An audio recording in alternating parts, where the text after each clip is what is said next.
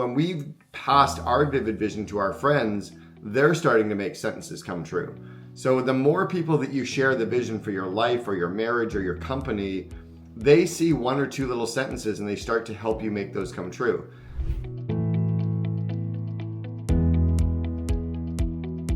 It's almost like we assume that everybody saw the same movie.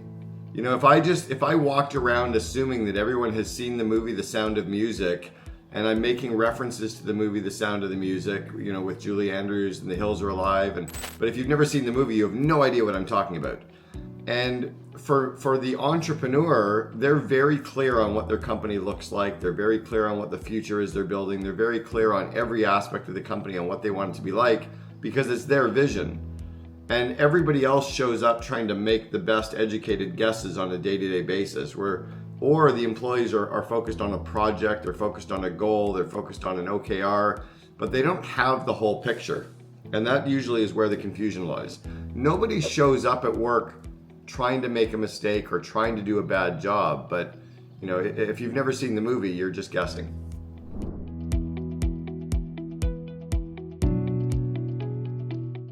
Well, there's always vision. The problem is that more often than not, the vision's not shared, right? Again, right. The entrepreneur, the CEO tends to have a vision, but if they don't share it, everyone else is trying to figure it out. It's like herding cats.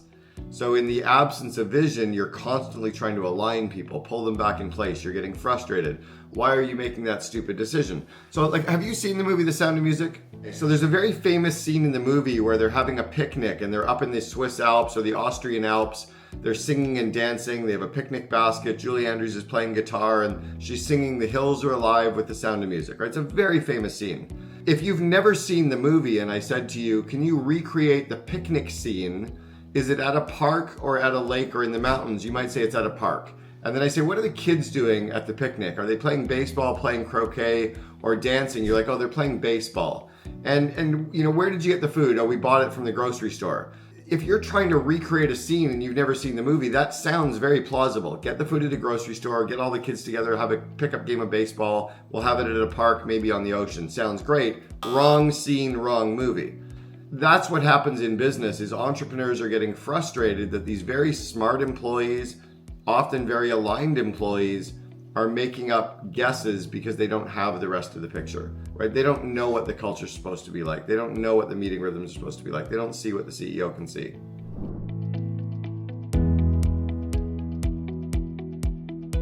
Yeah, so the mission statement, which was really kind of developed back in the 70s and 80s, was a traditional tool where you would get a group of leaders together.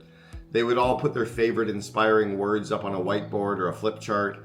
They would vote and debate on what their favorite words were. They'd end up with 7 or 8 words and they'd mash them up into one sentence, and that became your mission statement, right? Go team. Well, the reality was we all felt like it was kind of cheesy, stupid. It was very watered down. It felt very government-y, frankly. And it didn't actually explain the whole kind of company. Again, if you're building a home and I said, build a postmodern architectural family home, that's kind of like a mission statement. But if I give you pictures and drawings and sketches, then you understand so much more of what I want the home to look like. It's a 3-story, it's got lots of glass, it's facing the ocean, it's got room for family. Oh, I see what the furniture looks like. It's very kind of like shabby chic, whatever it's gonna be, right? There's just so much more to the picture than that one sentence.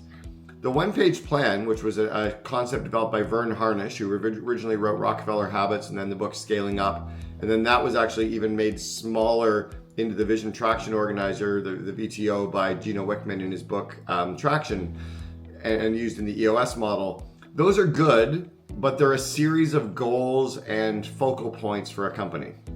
So the one-page plan, which is actually an 11 by 17, it's really 2 full pages, has things like your 5-year goals, your 1-year goal, your rocks, your BHAG, your core values, your vision. It has key metrics. It has all these different operating points, which is very, very critical.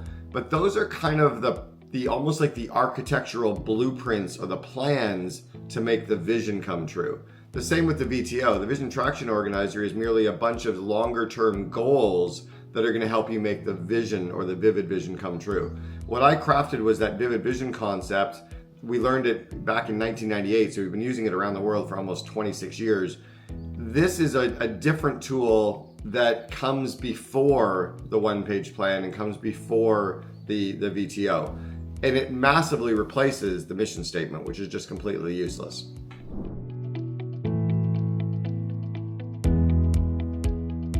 So the vivid vision is a 4 or 5 page written description of what your company looks like, acts like, and feels like 3 years in the future. So if we were writing it right now, we'd be leaning out to kind of December 31st, 2026, and we'd be describing what our company feels like, almost as if we hop into the DeLorean time machine, we kind of blast off 3 years into the future, we get out and we walk around and we describe our company. We don't know how we got there, so we can't explain how we built it, but we can describe every aspect of our company. We can describe what operations looks like, maybe with 3 or 4 points. We can describe what marketing looks like. We can describe IT. We can describe finance. We can describe customer service. We can talk about our meeting rhythms and our use of dashboards. We can talk about what the customers are writing about us online and what our employees are writing on Indeed and Glassdoor. We can talk about our relationships with suppliers and banks. We can talk about the buzz and what the media is crafting about us. We can talk about the entire culture and feeling of our entire company as if we already built it. The key is to only lean out 3 years. If you go out 10 years or 20 years, you're really kind of starting to think about the BHAG. It's just too far out there. It's important to have a BHAG, right? To colonize Mars or to crush Adidas, or my BHAG is to replace vision statements with vivid visions worldwide. But that's kind of like a 1-sentence, long-term, big, hairy, audacious goal, the Jim Collins concept. But you're not going to have a plan for something so far out. We don't have a plan to colonize Mars. We have that long-term push. The plan is what we're working on kind of over the next 1 year to make the 3-year vivid vision come true.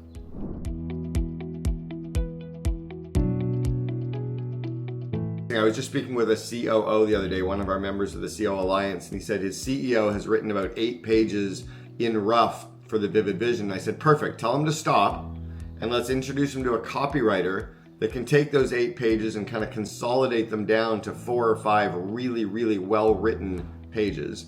And let's get this copywriter to ask the CEO some more questions to better understand some of the areas to really craft something that pops off the page. I've rarely found a entrepreneur who's a great copywriter unless they're kind of in the copywriting or marketing business.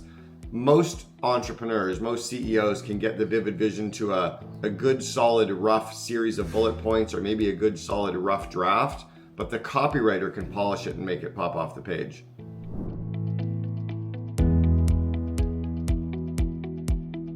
If I was to stand up and I leaned out, if I lean too far, I fall over. So if you kind of lean too far out into the future, it's so far out there that nobody gets that excited about it because it's still 7 years away or 10 years away, that there's no tension to start working on it.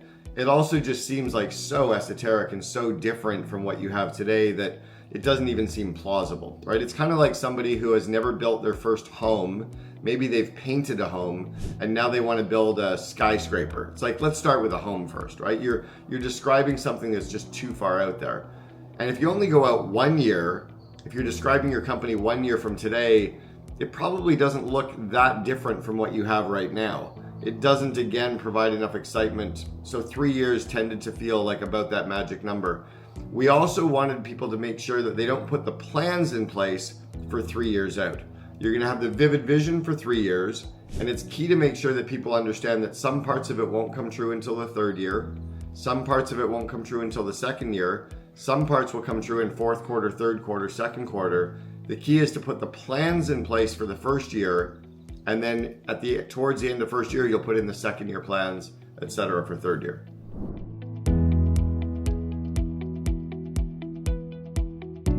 John Assaraf in the movie The Secret popularized the concept of the vision board. And the vision board is a tool that is fantastic for one person. But the problem is a picture says 1,000 words. So as an example, if I held up I don't have my book, The Second in Command, in front of me, I should, but if I held up my first book, which is called Double Double, and I'm showing you the picture of this book, what do you see on this book? Now, maybe all I wanted to show you was the colors of white and red. Maybe right. This picture illustrated how red was an important color in my life. How the hell are you supposed to know that? Because a picture says 1,000 words. So if I have a collage or a vision board with 20 pictures on it, those 20 pictures are going to represent something very powerful for me. My old vision board had a picture of a table with 2 champagne glasses on it. People might have thought it was like fancy entertaining, fancy dinners. All it meant for me was celebrate. The champagne glasses in the picture represented celebration. So for me, that was a good image, but for you, it might have been saying something completely different. So what I love is to write the vivid vision, to share with your customers, your suppliers, your employees. You share it with potential employees. You share it with all of the stakeholders. And then you can have each individual employee create a vision board for the pictures that would represent the parts of the vivid vision that they're excited about. So they could create something visual that sits at their desk, hangs over their office, place it up in their bathroom, whatever. That vision board is something that's very, very powerful as a representational tool for a single person, but not to be shared amongst others. I have a partner who works with companies all over the world around vivid vision. Her name is Jennifer Hude. She helps clients craft their vivid visions. She's currently working on a model where we can take every sentence of the vivid vision and we can come up with 1 or 2 projects to make every sentence come true. And then you can end up with a laundry list. So let's say you've got 150 sentences in your vivid vision. You might end up with 300 projects to make those 150 sentences come true. Now you can rank order those projects as to which ones you should work on first. Very similar to building a home. Most homeowners are super excited about putting in the Wolf stove and the beautiful cabinets and the Sub-Zero fridge, but you don't put that in on day one. Even though they're excited and they want to see what it looks like, you got to spend months working on the foundation. Then you spend months putting in the walls and the electrical and the plumbing and the framing. But they're all excited about that damn Wolf stove and the stupid cabinets.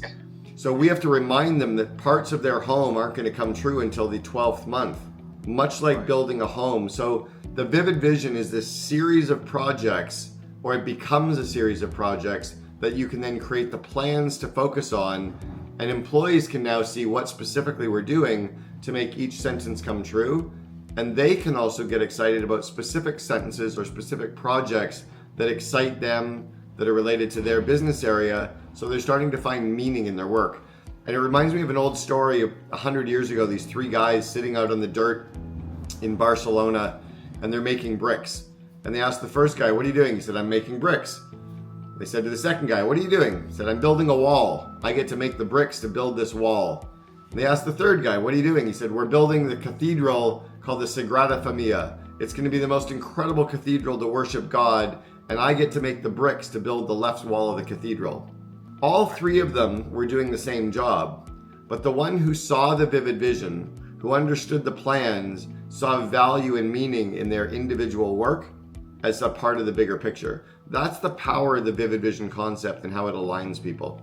The next time you have a really good dream at night, like a really great vivid dream that was like, whoa, that was freaking cool, try explaining your dream to somebody. You realize pretty quickly it's really hard to tell someone about the dream that you can still see in your, and finally you're like, oh, screw it, it was a great dream, right? And so what happens for entrepreneurs is they get frustrated that people can't read their minds, or I explained that to you, but we don't realize that there were all the other missing pieces. So the value here is the alignment. I've coached clients now in 28 countries to craft vivid visions in their countries, multiple languages, multiple business types. The alignment power that happens from this is really incredible. I've also seen companies that have used their vivid vision to land bank financing because the bank finally understands what the business does.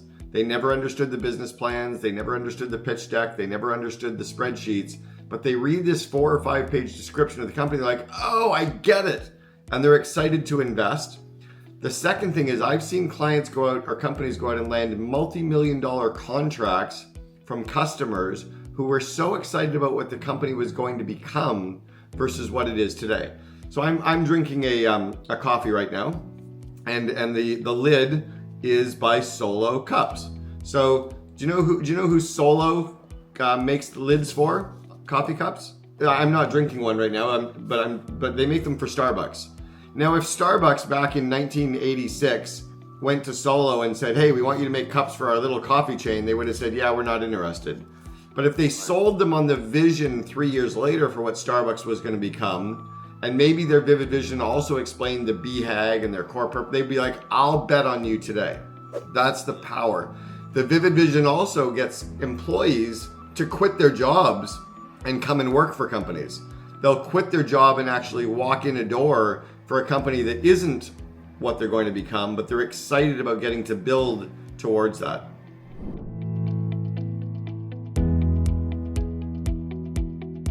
The first step is you've got to get out of the box. You can't sit in your office and craft a vivid vision because you get stuck in planning. You get stuck in the how, or you get dragged back into email, dragged back into Slack, dragged back into discussions. Hey, do you have 2 minutes? You need to go somewhere where you're inspired. Ideally, I tell people to go somewhere around nature. Go sit near the golf course, go sit near the ocean or a lake or a river, go up in the mountains, go to a park.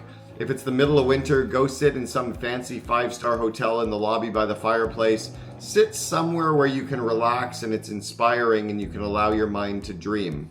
And then do not take an iPad or a MacBook or a phone with you. Take an old school notebook and a pen and start to mind map about different aspects of your business. So a mind map is just a series of sections that you're going to jot down ideas about as they come to you, right? So you'll open up a book, you'll write down marketing and you'll scribble down a couple ideas. Then you'll think about sales, you'll scribble down a couple ideas. Oh, you got another marketing idea, you'll write it down. Think about operations, think about customer. You keep scribbling down all these ideas of what your company looks like 3 years from now. Almost again as if you kind of hopped out of the time machine and you walked around like, what would I describe my meetings to look like? How would my meetings be running? How would people be interacting at meetings? What tools are we using in meetings? You describe all of that, but then all of a sudden your brain goes, oh, marketing. We'll go write down a couple more marketing ideas.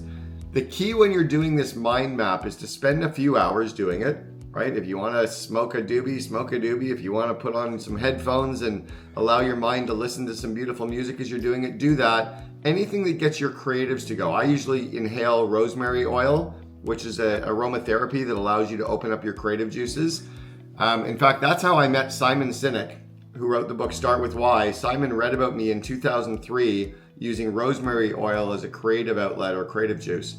So allow your mind to drift, write down all the ideas, and the key is don't worry about how it's going to happen. Right? When I was getting ready to build a home in Vancouver, I didn't worry about how they were going to do the electrical or how they were going to do the plumbing or how they were going to hang the cabinets. I described the home and I let the contractors and the teams that the contractor hired figure out how to make my vision come true. My job is to describe it in vivid detail so that others can figure out the how. So the entrepreneur is to figure out where we're going and describe it in enough rough points. After 1 or 2 sessions off-site, you should have enough to meet with someone like a Jennifer Hude and her team at Conscious Copy to have them really craft out the beautiful vivid vision for you. Where I used to go and do mine, I was going to pull up a photo to show you, but I would go and lie in my hammock in my backyard and I would put some headphones on and I would listen to the Grateful Dead and I would just allow my mind to drift and think about the future. And just by lying in the hammock for a few hours, I would kind of think about, well, what are my employees like? And then I'd write down things that inspired me. And it's just by writing down, as you pointed out, a few words, a few rough notes, without worrying about the how, without trying to craft it into sentences. You're not trying to write the document. You're just scribbling down ideas for all the different business areas. So think about every business area on your org chart. Think about suppliers, think about customers, think about shareholders, think about core values, think about what it feels like when you're running the company, describe your company culture, thinking about the business and describing it without, again, knowing how it came true.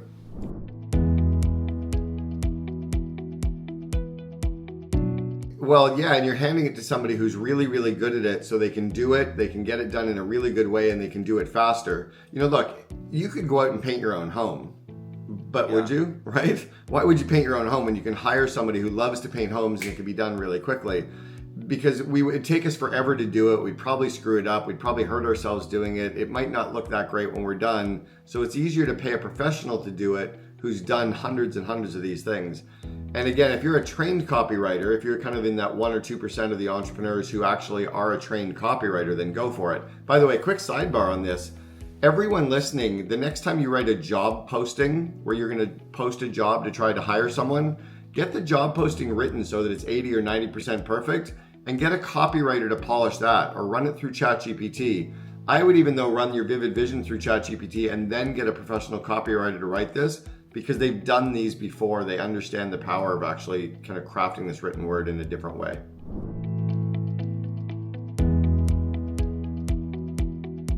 So the key, as you put it, is it has to be realistic, right? There has to be, so I use a different acronym for SMART goals from most people.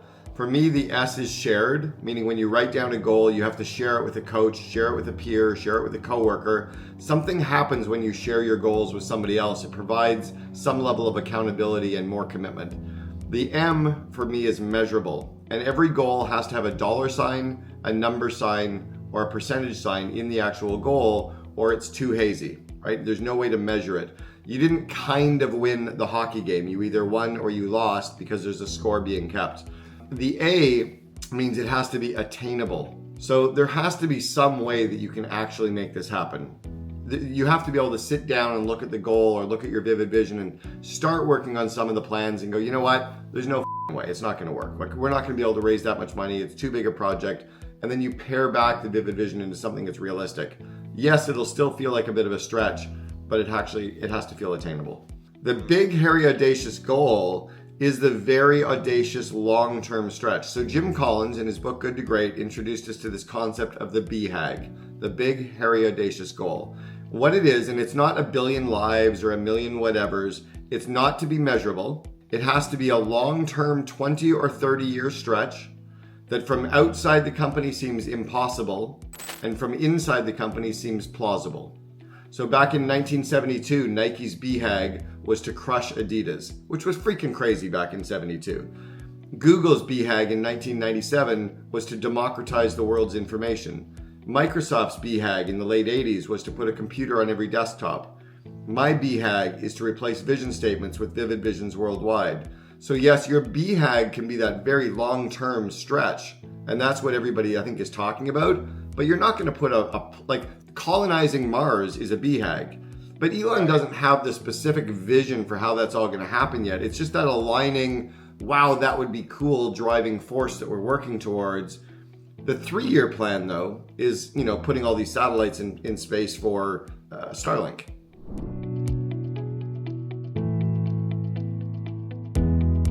So once your vivid vision is crafted, then we are as a company going to switch gears into how to make it come true, right? Thomas Edison said vision without execution is hallucination. So we can't just craft the vivid vision and hope it comes true. Once we have this vivid vision, we're then going to put the plans in place to make the vision come true. And then we're going to start hiring the people and putting the resources in place to execute the plans to make the vivid vision come true. Much like building my dream home.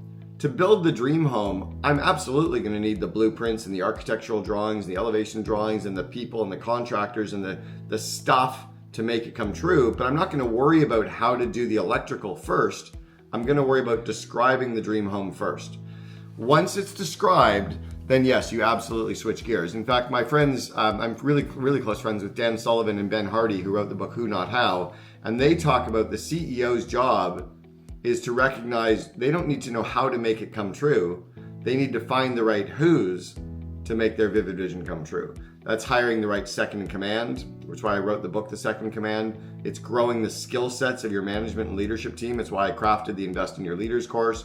When you start getting the right people in the right seats, like Jim Collins talked about, and you give them the skills and the confidence and the connections to do their job, they'll figure out how to make your vivid vision come true.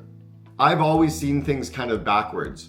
When I see the goal for something, or when I know the finish state, I kind of somehow figure out the steps to get there, and I also figure out the shortcuts and the cheat sheets or the path of least resistance to get there. For your vivid vision, you're going to start reverse engineering it. And I keep going back to this analogy of building a home. When I'm clear on what my home looks like, I can draw the blueprints. In fact, when I was building the home, if I go back to 2001, I remember having these sketches and drawings that I handed to our contractor in Vancouver of the fireplace and what I wanted the fireplace to look like. I was so clear on what I wanted it to look and feel like as part of the whole home. And then, I don't know, 6-7 months into the construction project, I walked into the front door and I turned into the living room, and holy shit, right in front of me was my fireplace. And there was a guy sitting on the ground working on part of it. And I kind of walked up to the fireplace with the same awe that I would have looking at the Sagrada Familia. I was like so excited. And I said, "Oh my gosh." And he goes, "Is it what you wanted?" And I go, "Yes." And he holds up a little picture that I had given the contractor 7 months before. And he said, "I'm just working from the picture." And what I realized was when your vision is so clear, then an employee that you've never met can execute that vision. And that's the power of this stuff.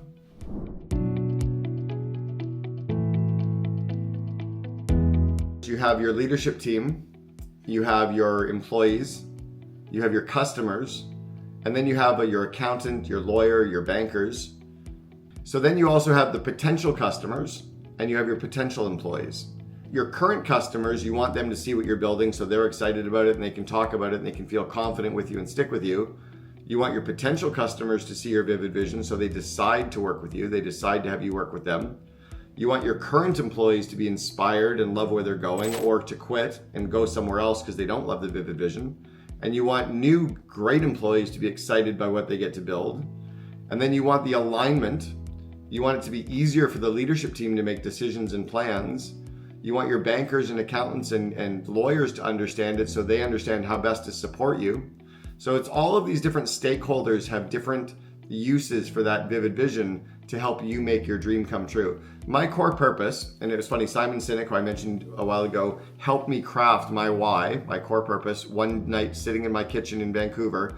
And we came up with my core purpose has always been to help entrepreneurs make their visions come true. I started coaching entrepreneurs in 1989, way before coaching was even a thing. And I've always wanted to help entrepreneurs make their visions come true, whether that's by growing their COO or growing their leadership team or helping them with vivid visions or with my speaking, whatever it is, it's always helping them grow that business. So the tool of the vivid vision helps everybody else make the entrepreneur's vision come true in a different way though.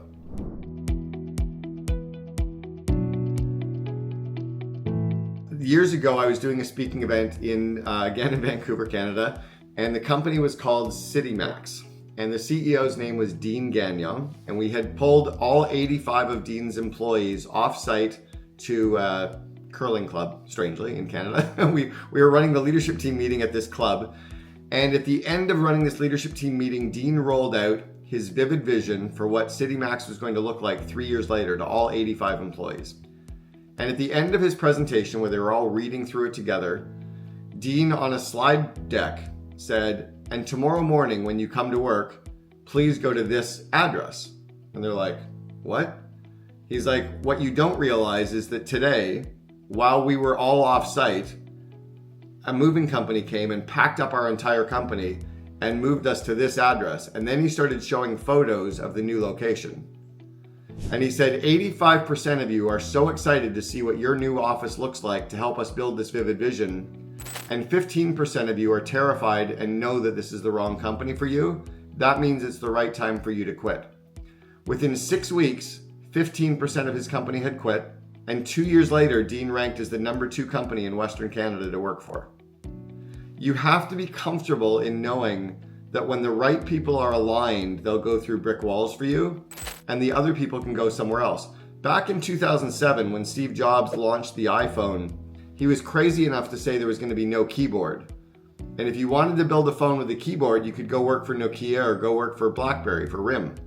But if you were crazy enough to want to build this, come to the dark side and join the future. That's where you have to be, is if your vivid vision is so watered down, no one's going to care. No one's going to be inspired. You want to find the employees that are rolling their eyes, they're not that bought in, they're not that excited, they're debating everything because they're already unhappy. You know, I think it was Zappos who said that in the first 2 weeks of onboarding a new employee, they would say something to the effect of, "If this doesn't sound like the kind of company you want to stick with, we'll pay you $3,000 if you quit by Friday." Because they just want those people off the bus early rather than sticking around for 3 months and 6 months. And the reality is when you're so clear on what your vision looks like, you only want people that are excited to build that. It might be the right time for them to go somewhere else. Don't feel upset if an employee quits and goes somewhere else. It's the right thing for them to go somewhere else.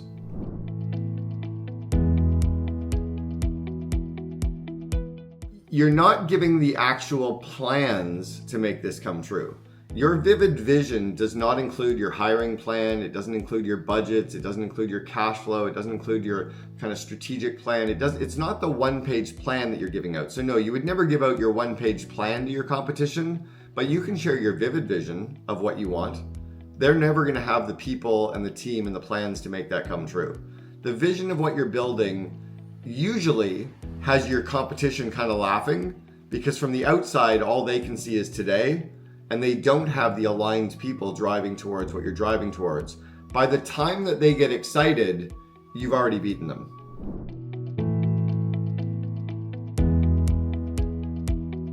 Don't put how you make the sentences come true. Don't explain how you hang the cabinets or how you put in the electrical, or don't explain the how. Just describe the future state. Leave it there. Let the team figure out the how. The CEO's job, and again, as Gino Wickman in his book Rocket Fuel and Traction talked about the visionary and the integrator, the visionary's job is to describe the vision. The team's job is to figure out how to make it come true. So I would really avoid that one. Next thing is avoid putting a lot of numbers in place. This is not a series of goals. It's not a series of metrics. It's not a series of, achievable milestones. So try to keep some of those out of your vivid vision. And then another part is don't get all of your employees or all of your leadership team to help you craft it. It's the CEO's job to architect and explain the vision. It's the leadership team's job to figure out how to make it come true. If you try to get everybody to contribute on crafting that vivid vision, it becomes so watered down that it's not as inspiring, it's not as magnetic as if it was just owned by that one person.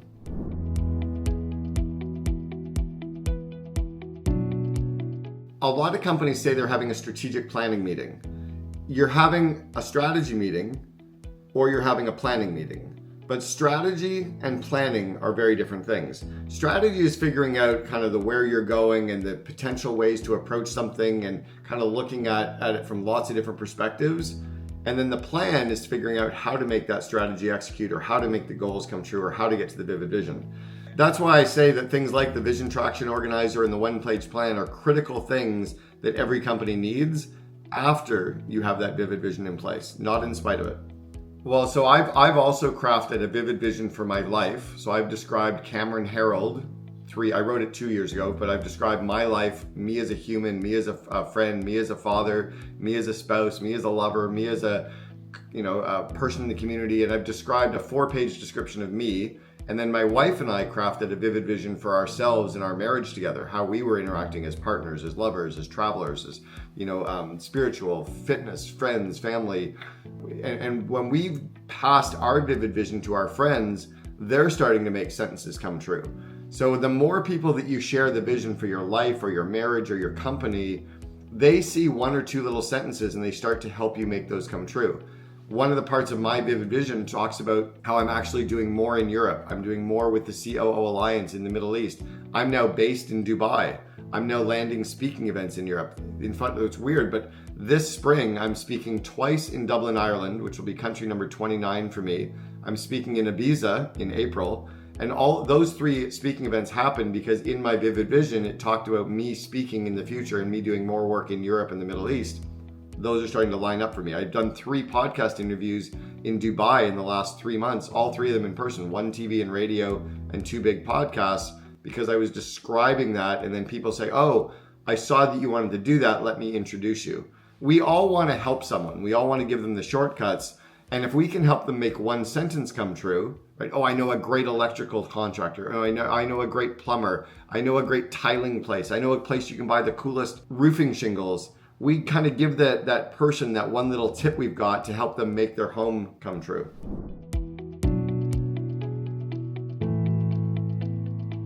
In the first 1 to 3 months, you're going to have a lot of people think you're crazy. You're going to have a lot of people think you are smoking way too much weed. You're going to have a lot of people think, oh, it's just another crazy thing. You have to keep communicating it and communicating and communicating it until some of those ideas start to stick. So be careful in the first 3 months that you don't get too disillusioned because people say it's impossible or you're nuts. But then all of a sudden, you're going to start to get people say that they're excited about certain parts. They're going to start mentioning certain parts of the vivid vision. They're going to come to you with ideas on how to make it come true.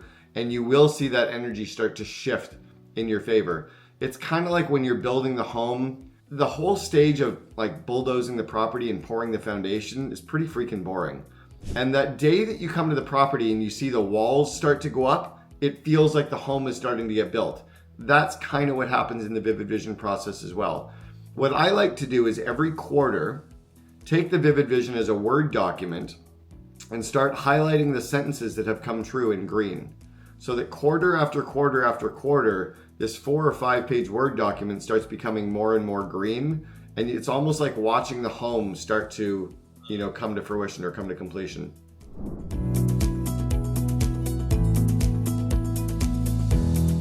Every single entrepreneur that's listening to the podcast right now is working on growing their skills. If they're a part of a mastermind community in your space, they're growing their skills and their connections and their confidence. And most entrepreneurs grow themselves, right? Whether they're a part of Vistage or Tech or Genius Network or EO or YPO, they're usually a part of some community or even a community in their industry where they're growing their skills and confidence. But that only takes your company so far. What we want to do is grow the skills of our leadership team. And so we created this one community called the COO Alliance, which is a network of second in commands from lots of different industries, virtually every industry you could ever imagine. And then you need at least 5 million or greater in revenue to qualify. So it's real businesses growing real companies. We hold 2 in-person events every year. One is always held in Vancouver, Canada. One is always held at MIT in Boston. And then we also host 2-hour events every month online via Zoom. And no entrepreneurs or CEOs are allowed to come. It's only for your second in command, whether it's a COO or a VP Ops, whatever the title is.